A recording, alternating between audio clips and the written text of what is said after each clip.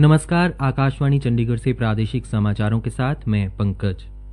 प्रधानमंत्री नरेंद्र मोदी ने आत्मनिर्भर भारत का लक्ष्य पूरा करने में सहयोग के लिए शोधकर्ताओं और शिक्षाविदों को आमंत्रित किया है। आत्मनिर्भर भारत कार्यक्रम में पूरे विश्व का हित निहित है।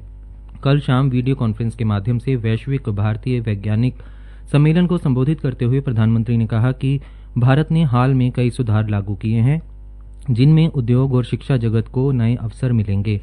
उन्होंने कहा कि भारतीय विज्ञान के समृद्ध इतिहास को विस्तृत किए जाने की आवश्यकता है।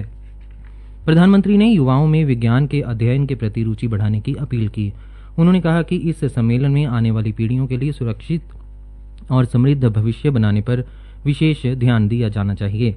वैभव सम्मेलन को विशिष्ट बौद्धिक प्रतिमाओं का संगम बताते हुए श्री मोदी ने कहा कि सम्मिलित प्रयासों के शोध के लिए अनुकूल माहौल सृजित होगा तथा परंपरा के साथ आधुनिकता के तालमेल से समृद्धि के अवसर बढ़ेंगे।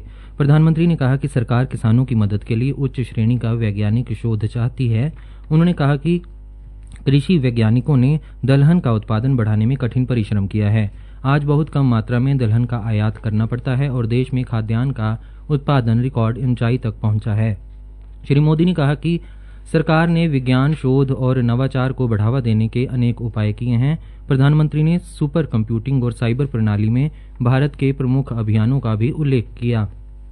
आर्टिफिशियल इंटेलिजेंस, रोबोटिक्स, सेंसर और डेटा विश्लेषण में मौलिक शोध का जिक्र करते हुए श्री मोदी ने कहा कि इससे स्टार्टअप और मेक इन इंडिया को बढ़ावा मिलेगा। उन्होंने कहा कि इस सम्मेलन से शिक्षा और शोध के क्षेत्र में उपयोगी सहयोग समन्वय बढ़ेगा। भारतवंशियों के प्रयास इसके लिए अनुकूल परिवेश तैयार करने में सहायक होंगे। केंद्रीय उड्डयन मंत्री हरदीप सिंह पुरी ने कहा कि कृषि कानूनों को लेकर सरेआम झूठ फैलाया जा रहा है व किसानों को भ्रमित किया जा रहा है। वे आज चंडीगढ़ में कृषि कानून मुद्दे पर एक पत्रकार वार्ता को संबोधित कर रहे थे। श्री पुरी ने कहा कि कृषि कानून बनाकर सरकार ने कुछ गलत नहीं किया। सच्चाई यह है कि इन कानूनों का विरोध कर रही कांग्रेस पार्टी ने 2017 के पंजाब विधानसभा व 2019 लोकसभा आम चुनाव के समय के अपने चुनावी घोषणाओं में यही कानून बनाने का वादा किया था। उन्होंने कहा कि यही वादा भाजपा ने भी किया था, जिसे हमने पूरा किया है। उन्होंने कहा कि कांग्रेस को परेशानी है कि वह यह काम खुद नहीं कर सकी।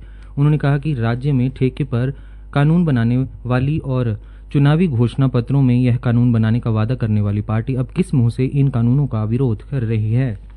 उन्होंने कहा कि 1986 में राहुल गांधी के पिता राजीव गांधी ने खाद्य प्रसंस्करण उद्योग कायम किया था तथा तुर्की के दौरे के उपरांत उन्होंने ऐसे कानून बनाने की इच्छा भी रखी थी, परंतु वह इसे बना ना सके।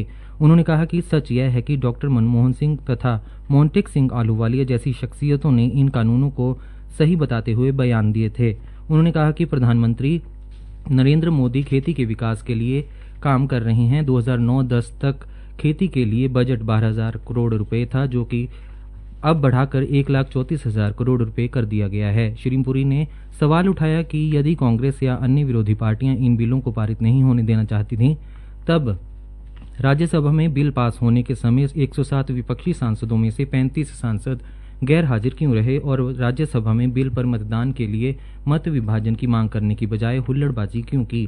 श्री पुरी ने कहा कि इसे संसदीय लोकतंत्र नहीं बल्कि हुल्लड़बाजी कहा जा सकता है। उन्होंने कहा कि प्रधानमंत्री भरोसा दे चुके हैं कि न्यूनतम समर्थन मूल्य खत्म नहीं किया जा रहा और इसमें लगातार वृद्धि भी की जाएगी। उन्होंने कहा कि पंजाब में विरोध के नाम पर भाजपा कार्यकर्ताओं के साथ भी हुल्लड़बाजी की जा रही है। उन्होंने कहा कि सरकार किसानों से बातचीत के लिए तैयार है और इन कानूनों से सभी का फायदा होगा। प्रादेशिक समाचार समाप्त हुए।